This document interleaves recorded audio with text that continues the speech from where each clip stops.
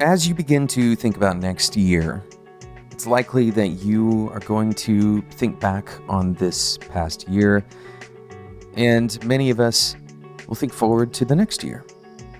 In the last episode, we talked about figuring out ways to use better labels, and I called on you to try to incorporate this into your resolutions. Whatever your resolution type practice is, perhaps you don't have one. But if you do, I hope that you will incorporate some of the thinking, or at least ponder what we said in that last episode about labels. And we're going to continue that theme in today's episode.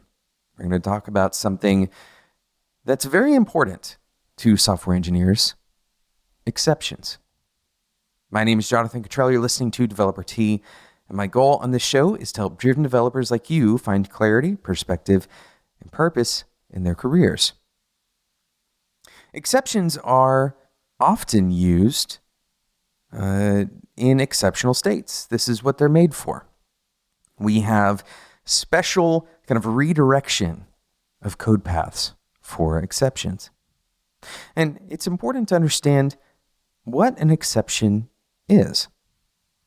An exception is a situation that is unexpected. You can think about exception as kind of the inverse of an expected state. It is an exceptional state. It is an unusual or otherwise unplanned for situation. And of course, we are planning for it in some way by creating those exceptions in our code. It's a way of saying, if this unusual or unexpected thing happens, then we know what to do. We have a way of handling it. We handle the exceptions. But sometimes exceptions don't have explicit handlers. Sometimes the exceptions are something that we don't necessarily anticipate, and the language itself, hopefully, handles those exceptions for us. Usually it doesn't do it in a graceful way, but at least we don't have an entire, server fall over because of some exceptional state that we didn't necessarily predict. Here's the interesting thing. As with most tools that we have as engineers, we have a tendency to use things in the wrong ways and sometimes to reinforce and create habits out of those wrong uses. And in our case of exceptions, we might use exceptions to control logic. We might create exception handlers for situations that are, in fact, expected. Now, why would we do that? Well, in code, it might simply be bad mechanics. We may have forgotten the, quote, correct way or a better alternative, something that doesn't require us to label something an exception when it's not. But I want to go a little bit deeper in this episode and talk about exceptions in our lives. Of course, on Developer Tea, we don't talk about code for very long without immediately relating it to our behaviors, because behaviors drive everything else. And so what is the analog to exceptions in our lives? It's all too common for us to do exactly the same thing that we do in our code incorrectly or perhaps unknowingly. This bad habit of labeling things, like we talked about in the last episode, poorly. Labeling something an exception when it's not really an exception. Ultimately, what we create is a system that allows us to, on the one hand, maintain a story about our lives, maintain some perception about our actions, maybe, or our values, while having a totally different and parallel story that agrees more with reality. We may have a whole list of values or a whole list of things that we believe, our beliefs, or maybe even a list of actions or behaviors that we subscribe to. And then we have a list of behaviors that we actually practice. And the way that we resolve these two things, the way that we can kind of remove the cognitive dissonance of the differences between our actions and our perception or our hope is through exceptions. We're going to talk about how that happens right after we talk about today's sponsor, Retool. Retool is the fastest way to build internal tools. And if we're being honest, most engineers don't really love building internal tools. I know some that like it, but for the most part, people want to work on things that are customer facing, not internal apps like admin panels for CRUD operations or customer support and inventory management tools. Those are kind of the boring things that nobody really wants to get caught doing. And every business runs off of these tools. They're so important, but they're also something that nobody really wants to do. And nobody wants to deal with the headache of maintaining them either into the future. And when you think about it, internal tools are mostly all the same. They have kind of the same building blocks. They all have basic UI elements that you would expect, tables, dropdowns, etc.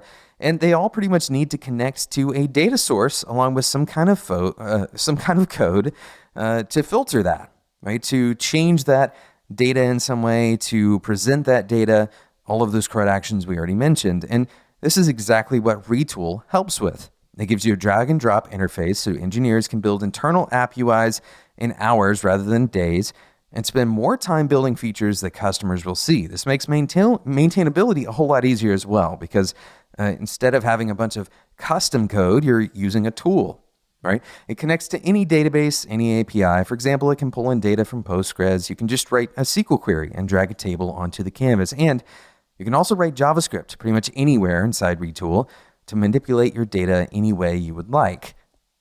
So the accessibility of kind of customizing those data manipulations is very highly accessible, right? So go and check it out. Head over to retool.com/devt. That's retool.com/DEVTEA to get started today. Thanks again to Retool for sponsoring today's episode of Developer Tea. So we're talking about exceptions today, and we're talking about using exceptions in ways that are not really appropriate. We know that this happens in our code, but it certainly happens in our real lives as well, in our day-to-day decision-making. For example, it's very easy to see that we make exceptions about our choices with health. We make trade-off decisions that don't really follow the logic or what we say we believe in. And the way that we consolidate this, the way that we can kind of bridge the gap between the obvious cognitive dissonance between what we claim and what we actually do, what we say we believe and what we act on, the way we resolve that is through this kind of tool, this really big hammer of exceptions. We say, this particular case was different. We do this both at the individual level as well as the team and even ultimately the organizational level. In fact, it goes even beyond organizations. It goes to entire societies. We create exceptions and we create special cases for our entire society. In fact, you can hear this term very often used in political discourse, the idea of exceptionalism, regardless of what group you belong to. And so this exceptionalism, it applies all the way down to our atomic decisions, and it matters deeply when you're starting to think about behavior change, when you're starting to think about your resolutions, which is what we're talking about today. And so what we end up doing, the way this tool ends up working and how it's so damaging is that we look at a given situation, and if somebody was to ask us to judge it for someone else, let's imagine that someone else took part in that particular behavior, we could easily draw the line between what we believe, the kind of the delta between what we think should have happened and what actually happened. For example, we have pretty good evidence that if you choose to eat the extra food during the holidays, if you choose to have the extra desserts, you're probably going to put on some weight. Now, you may have already subscribed to the idea that you don't want to put on extra weight. And yet, so many of us who fall in that category, myself included, will justify based on a specific exception. We create exceptions to our rules. Now, the interesting thing is we don't really give ourselves a budget for the number of exceptions we're allowed to create. And this might be a decent intervention. How many exceptions are you allowed to have before it's no longer an exception? And in fact, this kind of gets at the underlying definition of the word exception. Something that is unusual, something that is unexpected. So many times we create exceptions for things that actually are systematically expected. We expect for the holidays to roll around, and we expect that there will be dessert that we want to eat. We expect that we're going to be tired in the morning, more tired than we really want to be, more tired than we would like to be in order to get up and exercise. And so this happens on a regular basis because systematically we're set up for that. It's not an exceptional state.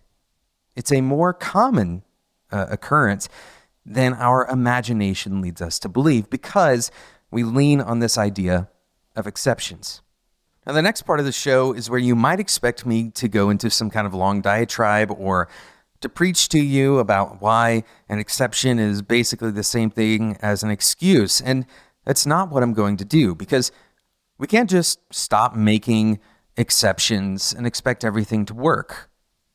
In the case of code, if you pulled out all those exceptions, it would just break because those situations are happening. Those situations that are not necessarily exceptional that you are controlling with exceptions, they still occur. And so you need to address them somehow.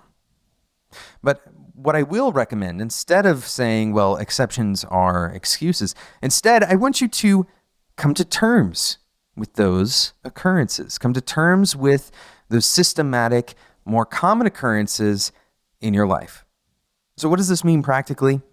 It means coming to terms with the fact that what we're labeling exceptions, what we're calling exceptions today, are not actually exceptions, right? We have to kind of wrap our heads around the idea that, well, I'm always tired in the morning. This isn't an exception. It's not new that I'm tired in the morning. It's not unexpected. I didn't go to bed last night expecting to wake up fully energized. I want to have a life where I'm fully energized in the morning, but I don't necessarily have that, right? This is about an honest look at those things that you call exceptions and then rethinking how you can understand the situation. And either, you have two choices. Once you've kind of accepted the fact that the things that you're calling exceptions are not actually exceptional states, you can either choose to do something different so that you will have the more expected state, right? In other words, you change your situation in a way that those things that are currently, you're calling them exceptions, they actually become exceptions, and that will lend kind of credibility to that label that you've chosen of exception. Or you change your mindset about that occurrence, about that event. So if you know, for example, that you're not a morning person, instead of trying to, subscribe to this endless pursuit of becoming a morning person in order to work out in the morning, maybe it's time to change your idea of the time that you should work out. Right? Maybe instead of believing that you're going to become this excellent computer scientist, even though you don't have an appreciation for math, right? You're hoping that eventually, through some sheer effort of will, that you'll start liking math one day. Maybe instead of saying, well, it's an exception, I just don't feel like doing the math today, maybe you can embrace that part of yourself. Maybe you can choose that you're no longer going to kind of walk down that path. You're no longer going to expect that of yourself. And instead of it being an exception that you don't like math that particular day, you're not in the mood to do it, you can just embrace that you don't like it. And really, this gets to the core of the problem here. We have expectations that we put on ourselves.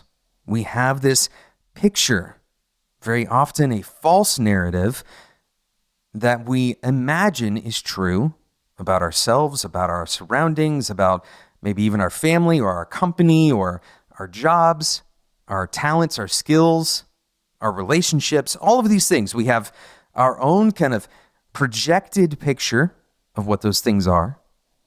And then we have something that's less projected and more transparent. If we can learn to see that and accept it, right? If we can learn to see that our company is not going to become a super growth company in 3 months, for example, then we can learn that each of the steps along the way. I can imagine that if you believed that, or if you were trying to project that you would have to create all of these exceptions to why that didn't happen. You would rewrite all of these day-to-day storylines about why that thing that you believed is actually not happening, and you would do it through the frame of exceptions. Well, it didn't happen because of this unexpected thing. Well, if you're looking from the outside looking in, those were not exceptions at all. The premise, the entire storyline, the narrative that you bought into to begin with was wrong. And so all of the things that become exceptions when you start from a wrong basis, right? All of the things that you wrap the exception label around, they turn out to be resolved, most of the time at least, by rebasing your narrative in an accepted reality. I want to make something very clear here. This sounds patronizing if you're hearing it from the perspective of get your head up out of the sand and accept reality. It's very hard.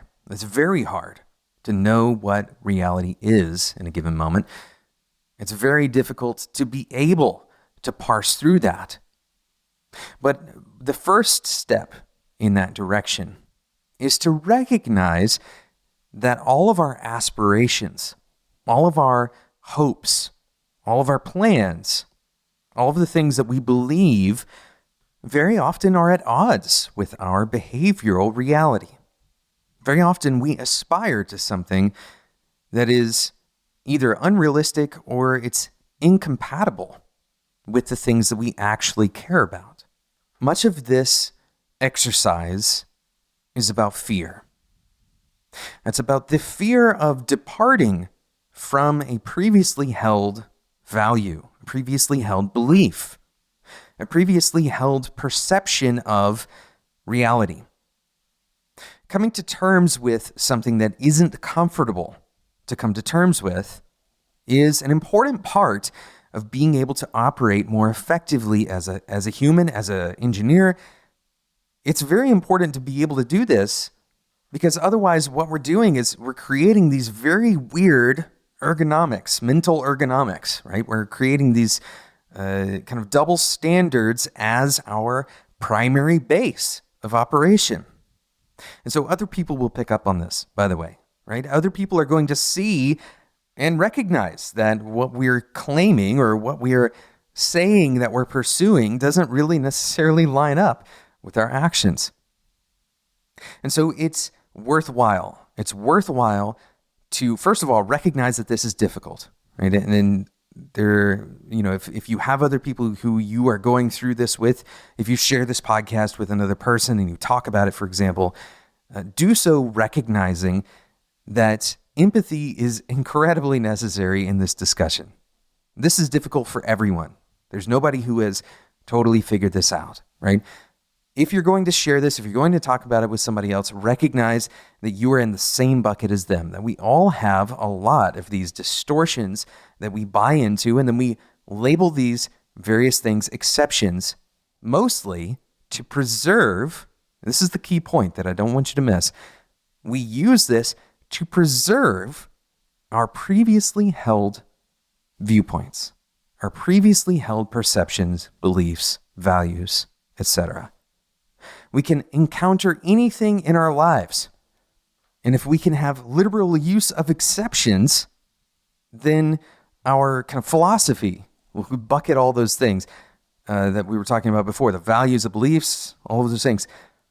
Our philosophies can stay intact because our new encounters, we put them outside of the philosophy by labeling them exceptions.